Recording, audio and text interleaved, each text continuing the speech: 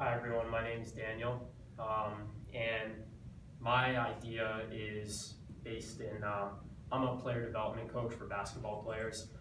Um, so this is gonna get a little bit technical, but bear with me. So in skills training, actually getting better at the sport of basketball, in sort of the mainstream training audience, there's not a wide understanding of the actual science of skill acquisition.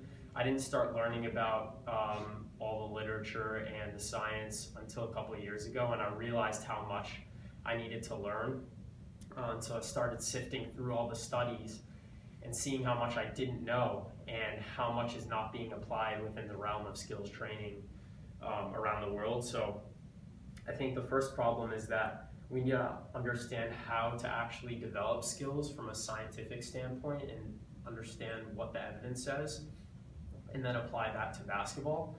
I think part of the reason that it's not as widely understood as it should be is that there's this assumption that in order to get better at a skill, you have to do it over and over again to get better at it.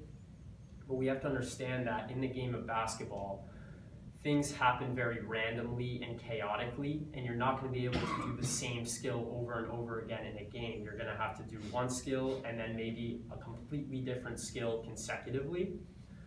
So I think there's another problem, sort of a sub-problem to the same one.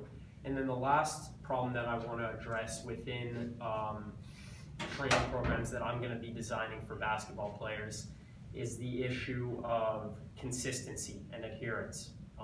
We can talk all day about what drills to do, how much sleep athletes should get, what foods they should eat, but if they're not actually able to adhere to that, to those principles in the long term, those principles are not nearly as valuable. So I want to be able to use behavioral psychology to actually help players adhere to their training programs in the long term and get consistent results.